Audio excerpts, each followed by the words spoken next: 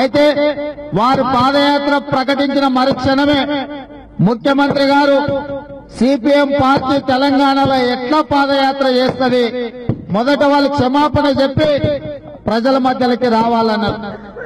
నేను ఈ సందర్భంగా ముఖ్యమంత్రి గారిని అడుగుతున్నా, అయ్యా సిపిఎం పార్టీతో 2009లో మహాకూటమి కట్టి ఎన్నికలలో పోటీ చేసినప్పుడు సిపిఎం పార్టీ వైఖరేందో, తమ్మినేని వీరభద్రం గారి విధానం ఏందో ఆనాడు మీకు తెలియదా అని చెప్పి నేను ఈనాడు ముఖ్యమంత్రి గారిని అడుగుతున్నా.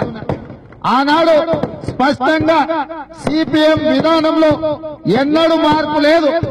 2001లో నువ్వు ఉద్యమం చేసినప్పుడు గాని, 69లో ఉద్యమం జరిగినప్పుడు గాని, 2009లో నువ్వు కూటమి కట్టినప్పుడు గాని ఎన్నడూ వాళ్ళ పార్టీ వైఖరిలో మార్పు లేదు. కానీ ఎన్నికలలో నీకు సీట్లు కావాల్సి వస్తే సిపిఎం పార్టీతో జట్టు కడతావు.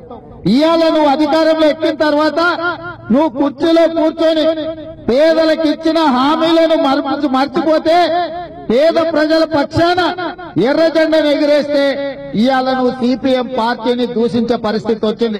ఈనాడు తెలంగాణ సమాజం ఆలోచన చేయాల్సిన అవసరం ఉన్నది.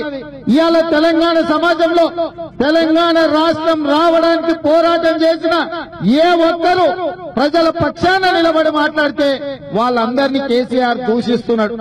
ఎందుకయ్యా ఇదంతా అంటే ముఖ్యమంత్రి గారు ఇచ్చిన హామీలు విఫలం చెందిందని చెప్పి ప్రజలలో ఒక చైతన్యం తీసుకొచ్చే ప్రయత్నం చేస్తే ఈనాడు ముఖ్యమంత్రి గారు ప్రతిపక్షాల గొంతు అణచివేసే ప్రయత్నం చేస్తున్నాడు.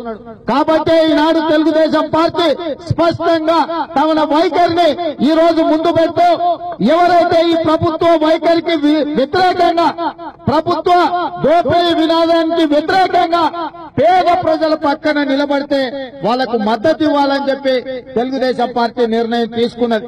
ఈనాడు సిపిఎం పార్టీ తెలంగాణ ప్రజల దగ్గరికి ఓట్లు అడగడానికి రాలే, లేకపోతే సీట్లు అడగడానికి రాలే.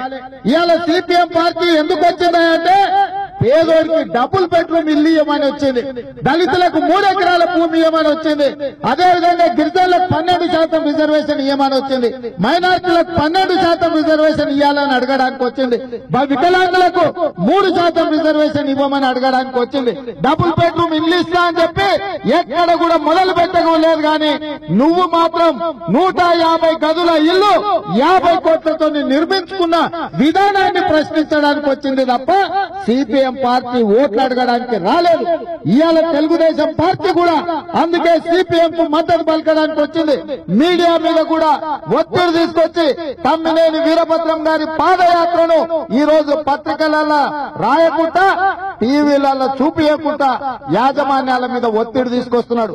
ఈ వైఖరిని నిరసించడానికి ఇవాళ తెలుగుదేశం పార్టీ స్పష్టంగా మద్దతు పలకడానికి తిమ్మాజిపేటకు రావడం జరిగింది. ఇవాళ నీ పరిపాలన, నీవు చేసిన జిల్లాల విధానంలోనే ఈ రోజు నీ పరిపాలన ఎంత డొల్లతనం ఉందో అర్థమైపోయింది.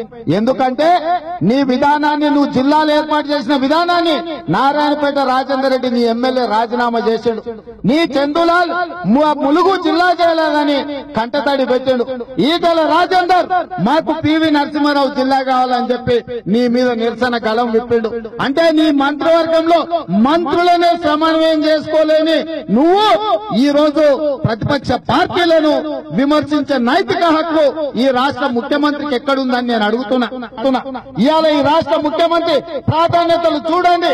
ఈ రోజు ఆంధ్ర కాంట్రాక్టర్లకు ఇచ్చే బిల్లులో, మిషన్ భగీరథ బిల్లులో, మిషన్ కాకతీయ బిల్లులో, లేకపోతే ఆయన కట్టుకునే బంగళాలకు బిల్లులు ఇచ్చుకుంటున్నాడు తప్ప పేద విద్యార్థులకు ఫీజు రియంబర్స్మెంట్ చేస్తలేడు, ఆరోగ్యశ్రీకి నిధులు ఇస్తలేడు, ఉపాధి హామీ కూలీలకు వాళ్ళ కూలీ డబ్బులు ఇస్తలేడు, ఇవాళ డబుల్ బెడ్రూమ్లు ఇండ్లు కట్టిస్తలేడు. అంటే ఈ రోజు ముఖ్యమంత్రి గారి ప్రాధాన్యత కాంట్రాక్టర్లు, కమిషన్లు ఇచ్చే వాళ్ళే ఈ రోజు ముఖ్యమంత్రి ప్రాధాన్యతలో ఉంది తప్ప పేద ప్రజల ప్రాధాన్యత లేదు.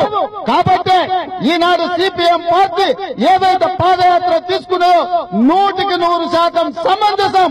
సిపిఎం పార్టీకి అన్ని హక్కులు తెలంగాణలో పాదయాత్ర చేసి పేదల తరఫున పోరాటం పోరాటం చేసే హక్కు వాళ్లకు ఉన్నది. కాబట్టి ఈ రోజు తెలుగుదేశం పార్టీ అండగా నిలబడ్డది. మా క్యాడర్ కూడా విజ్ఞప్తి చేస్తున్నాం, ఏ గ్రామంలో అయినా సరే తెలుగుదేశం పార్టీ కార్యకర్తలు తమ్మినేని వీరభద్రం గారి పాదయాత్రకు సంఘీభావంగా తోడు నిలబడండి, ప్రతిపక్షాల గళాన్ని వినిపించండి.